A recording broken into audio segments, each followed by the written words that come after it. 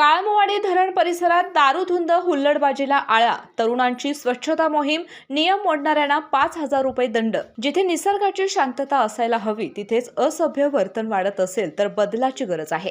काळमवाडी धरण परिसरात उघड्यावर दारू पिणे, हुल्लडबाजी आणि गैरवर्तनाचे प्रकार वाढत चालले आहेत। विशेष म्हणजे दिवसाढवळ्या महिला त्या ठिकाणी कपडे धुत असताना काही तरुण त्याच परिसरात बसून दारू पितात। त्यामुळे महिलांना मानसिक त्रास सहन करावा लागतोय। गेल्या 3 वर्षात या धरणात तब्बल 10 जणांचा मृत्यू झाल्याने परिस्थिती गंभीर बनली आहे। प्रशासनाने फलक लावून देखील वारंवार सूचना दिल्या तरी देखील काही नागरिक नियमांच्याकडे दुर्लक्ष करत आहेत आणि याच पार्श्वभूमीवर गावातील तरुण आणि नागरिक एकत्रित आले आणि त्यांनी धरण परिसरात स्वच्छता मोहीम राबवत समाजासमोर एक आदर्श निर्माण केला।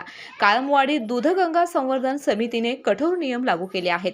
मंदिर परिसर आणि दूधगंगा नदी खोऱ्यात जेवण, पार्ट्या, मद्यपान, धूम्रपान आणि गैरवर्तन करण्यास सक्त मनाई केली आहे। नियम मोडणाऱ्यांच्यावर 5,000 रुपयांचा दंड आणि साहित्य जप्त करण्याची कारवाई करण्यात येणार आहे।